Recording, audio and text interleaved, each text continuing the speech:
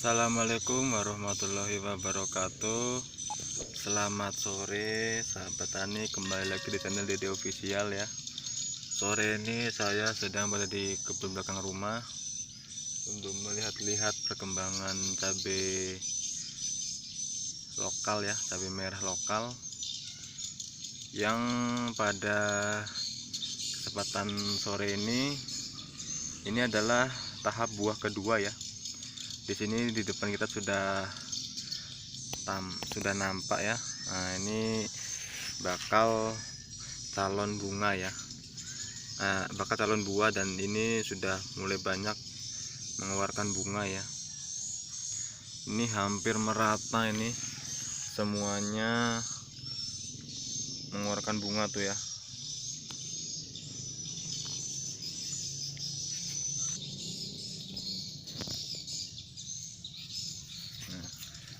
Kemarin saya seminggu yang lalu saya melakukan pemupukan dengan menggunakan KCL ya, dan dibantu dengan datangnya hujan, alhamdulillah, dan akhirnya pupuk meresap ke tanah ya. Di sini di depan kita telah cukup jelas ya, nih banyak sekali mengeluarkan bunga ya. Jadi tadi pagi juga saya telah melakukan penyepraian menggunakan kalsium ya, untuk mempertahankan buah yang kecil dan bakal buah ya.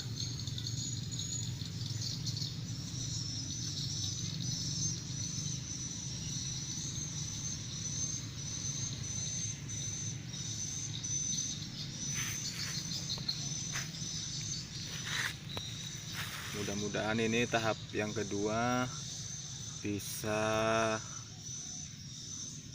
berbuah maksimal ya, karena untuk saat ini banyak sekali buah yang terserang hama lalat buah ya. Banyak sekali buah yang terbuang.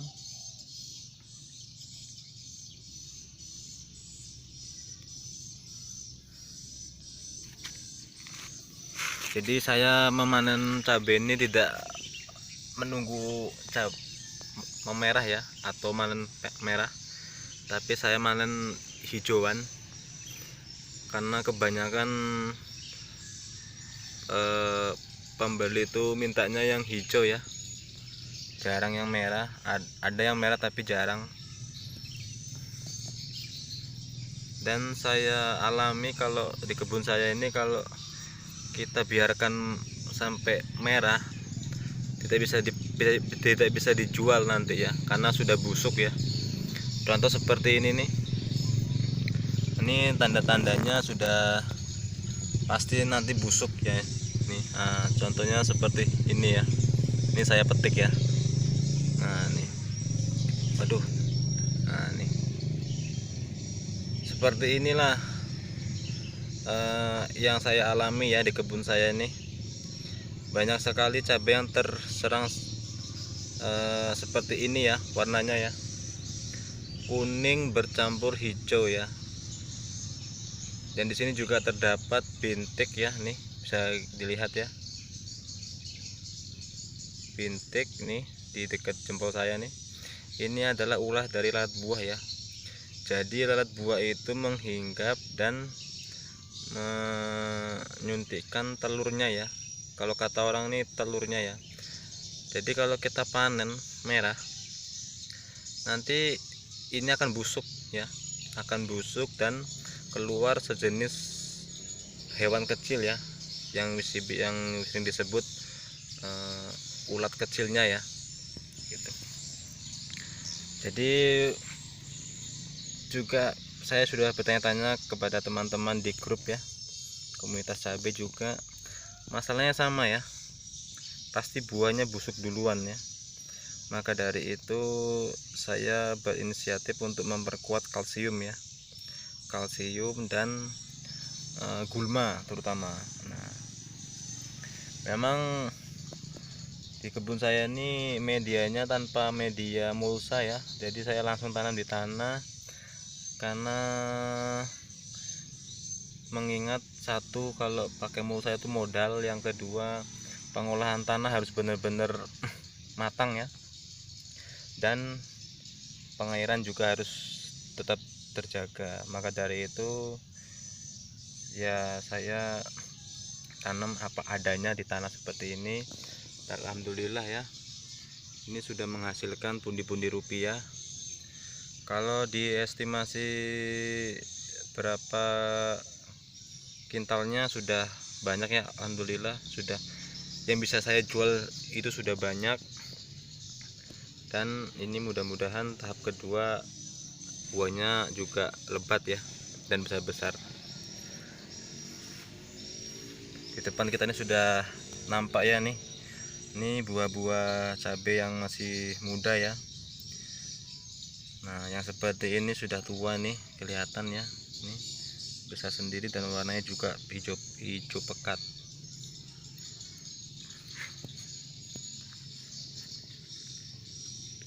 Di sini ya merata nih ya, merata nih, berbunga semua ya, tuh ya.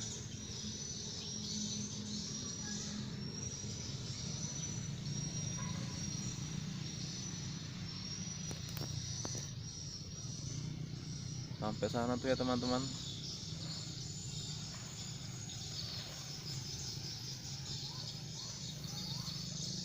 Tapi kekurangan dari tidak menggunakan media mulsa itu ya, kita harus ekstra mengendalikan gulma ya, atau rumput. Itulah pekerjaan yang paling berat kalau tanpa media mulsa. Jadi teman-teman yang ingin bertani cabai, yang pemula ya, banyak yang sukses tanpa media mulsa dan banyak juga yang sukses dengan menggunakan mulsa. Jadi pandai-pandailah bertani ya, jangan malu bertanya ya teman-teman. Intinya petani itu harus ulet ya, harus telaten. Setiap perkembangan cabai itu harus kita contoh penyakit apa, jadi kita harus tahu penyebab dan akibatnya ya. Kekurangan pupuk kah, overdosis pupuk atau insek. Nah, jadi kita harus tahu ya. Dan di tempat saya juga kebanyakan di sini banyak juga para pemula bermain cabai ya, dan keluhannya yang pertama itu daunnya keriting ya, yang kedua itu busuk. Nah, memang saya pribadi waktu penanaman cabai ini ya daunnya keriting, cuman segala obat sudah saya lakukan, penyepraian ya, penyiraman rutin ya. Mungkin itu faktor cuaca juga bisa, karena cuaca tidak menentu ya, atau mungkin dari hama juga ya gitu. Jadi alhamdulillah saya lakukan penyemprotan dan saya biarkan begitu saja, alhamdulillah pulih dengan sendirinya ya gitu. Cuman ada beberapa pohon yang tidak bisa pulih, lalu saya cabut pohonnya ya.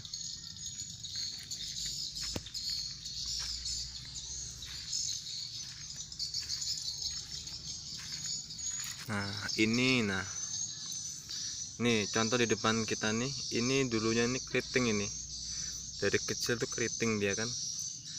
Jadi saya melakukan penyepraian menggunakan fungisida yang sering saya gunakan ya. Itu saya sering melakukan rolling ya teman-teman.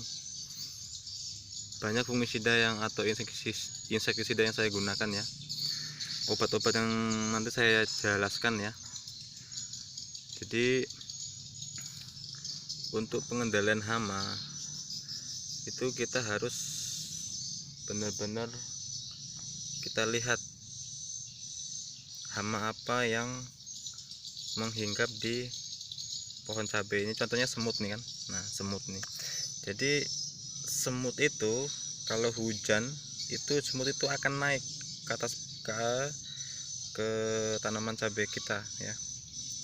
Itu dia akan berlindung di bawah helai daun seperti ini ya. Nah, jadi kalau saya itu menggunakan untuk membasminya, saya menggunakan regen ya, campur lanet. Nah, bisa juga dan tambahkan perekat.